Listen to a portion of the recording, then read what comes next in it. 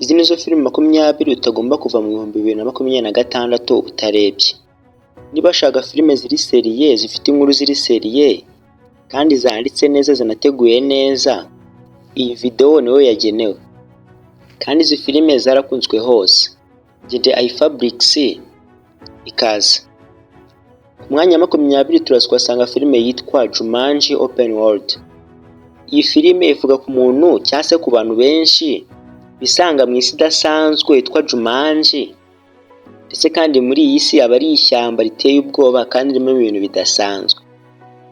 Iyi filime yiganjemo komedi, kurwana ndetse n'ibindi byose bijyanye n'ibyo bonye muri filime za mbere zayo zayibanjirije. Gusa iyi filime yo izirenzeho. Ku mwanya 19 turasanga filime yitwa Wuthering Heights. Bitandukanye n'izindi filime nsanzwe tumenyereye zirwana, ubundi filime yo ivuga ku rukundo rwaba rwarigeze rwandikwa. Kandi iyi filime yakinnye bagendeye ku gitabo cyanditswe na Emily Blunt. Iyi filime ubundi ivuga ku bantu babiri, Heathcliff na Catherine. Aba ni abantu babiri bahujwe n'urukundo kandi bakundana bya nyabyo. Gusa bakaza gutandukanywa n'ubwoko bari baturukamo, ishema ndetse n'amahitamo yari abagoye. Hanyuma nyuma y'uko imyaka yagiye ishira, ya myanzuro bafashe ikabagiraho ingaruka bose, idasize n'abo bagendanaga. Iyi filime ntabwo ijyanye n'urukundo gusa, ahubwo ijyanye no kwihorera, kubabarirana ndetse n'ingaruka z'imirwano kandi n'ibindi bikorwa byose dukora.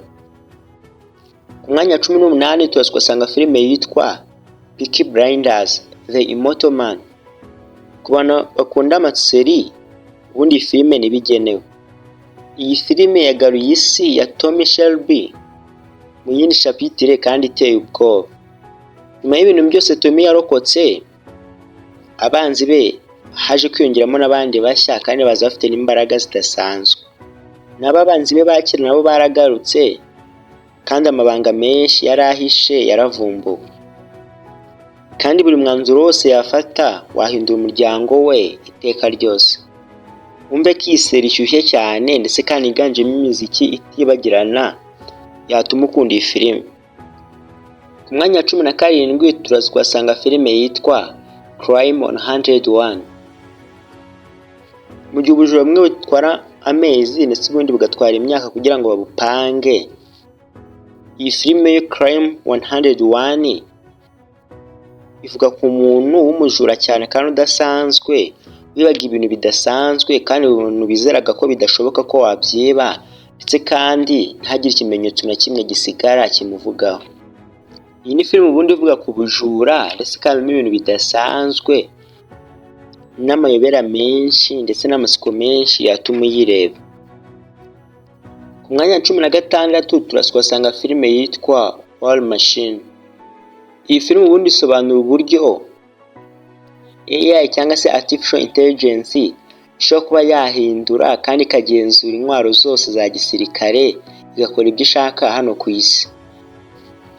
Ku mwanya wa 15 turasanga filime yitwa The Bright.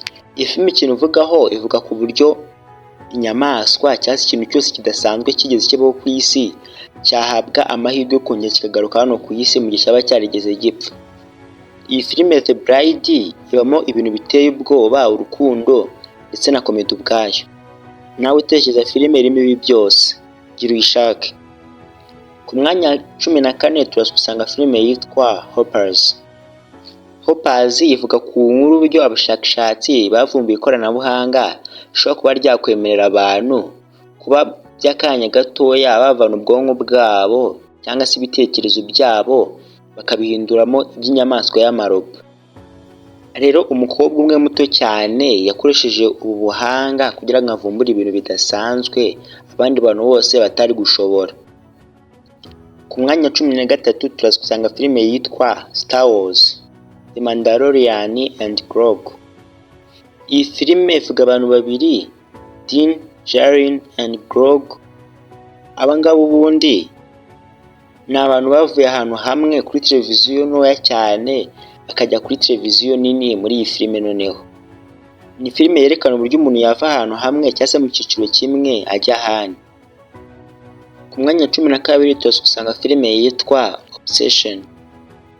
Iyi filime ivuga ku buryo atari buri mugizi wa nabi wese ukoresha intwaro, ahubwo rimwe na rimwe umwanzi mubi wacu dufite ari ukutita ku bwoba tuba dufite twe ubwacu. Iyi filime yanditse neza kandi ivuga inkuru nziza. Icyiza kuri wowe ni uko wajya kuyishaka. Ku mwanya 11 turaza gusanga filime yitwa Backrooms. Nawe tekereza waramutse wisanze unyuze mu gikuta kubw'impanuka, hanyuma ukisanga mu cyumba kitarangira kandi kigizwe n'amabara y'umuhondo, amatara acanganye ndetse ahantu hacecetse cyane. Ubundi iyi filime nibyo ivugaho. Iyi filime twavuga ko iteye ubwoba, gusa ni nziza ku bantu bakunda filime ziteye ubwoba. Ku mwanya 10 turasanga filime yitwa 28 Years Later, The Bone Temple.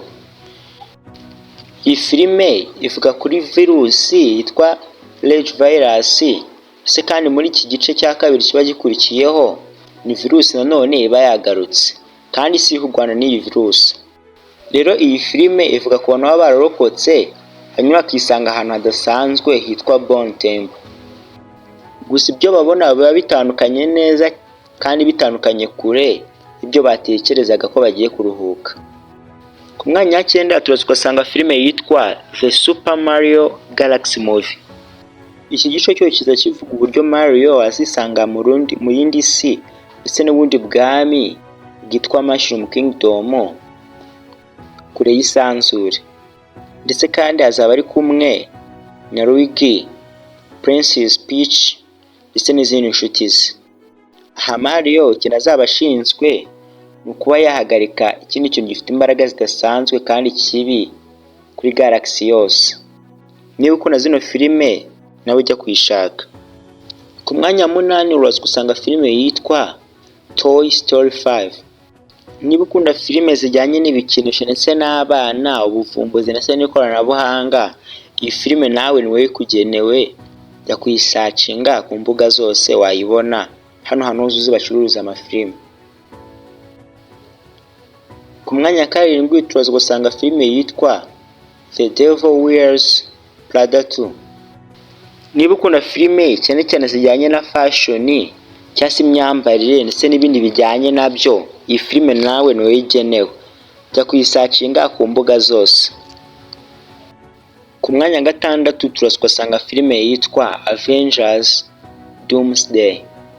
Niba ukunda filime z'aba superheroes cyangwa zino filime zirimo imbaraga nyinshi cyane zidasanzwe, ibintu by'isanzure ndetse n'imbaraga zidasanzwe mu muntu, iyi filime ni wowe yagenewe. Ku mwanya 5 turaza gusanga filime yitwa Dune Part 3. Niba warigeze ubona ibice bibiri by'iyi filime yitwa Dune, igice cya gatatu kiraza ari kiza kurushaho. Gusa nimba utarabibonye nakugira inama kubanza kujya kubishaka ukabireba mbere yo kureba iyi ngiyi. Ku mwanya 4 turaza gusanga filime yitwa Michael. Niba uzi umwami w'injyana ya pop Michael Jackson, ushaka kumenya amateka ye, iyi filime ivuga ku mateka ye kuva avuka kurinda akura ndetse n'urupfu rwe.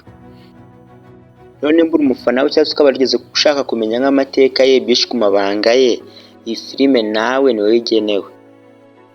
Ku mwanya 3 turaza gusanga filime yitwa Project Hail Mary. Iyi filime ivuga uburyo abantu bose baba bazimiye hagasigara umuntu umwe gusa ubyuka ari wenyine mu isanzure mu cyogajuru, atibuka ndetse ibintu byamubayeho ndetse n'uwo ari ubwe, ndetse kandi uko ibintu byose agenda yibuka bitangira kugenda biza gake gake, yibuka ko yari ari kuri misiyo yo kuba yatabara isi. Rero iyi filime irimo ubuvumbuzi, siyanse, ibintu bitangaje kandi biteye n'ubwoba ndetse n'inshuti. Hanyuma ku mwanya wa 2 turasanga filime yitwa Spider-Man Brand New Day. Ahangaha Peter Parker abahinduye ni chapitre nyuma y'ibindi byose twagiye tumumenyaho muri filime zabanje. Nibisanzwe agomba kurinda New York abanzi basanzwe bayibamo. Niba warakunze filime za mbere cyangwa se n'ubundi ukunda zino filime z'aba superhero, iyi filime niwe yagenewe. Hanyuma filime ya mbere bakayita The Odyssey. Iyi niyo filime ya mbere ikunzwe hano 2026 ndetse kandi ikaba directinzwe n'umudirector witwa Christopher Nolan. Ubundi iyi filime ivuga ku mugiriki w'ikirangirire ndetse kandi akaba n'intwari Odysseus ubugurwa no gutaha avuye mu ntambara ya Trojan. Niba ukunda filime za kera zijyanye n'amateka, ubuhanga ndetse n'ibindi, nagushishikariza kureba iyi filime. Njye nari iFabrics, wakoze kunyumva.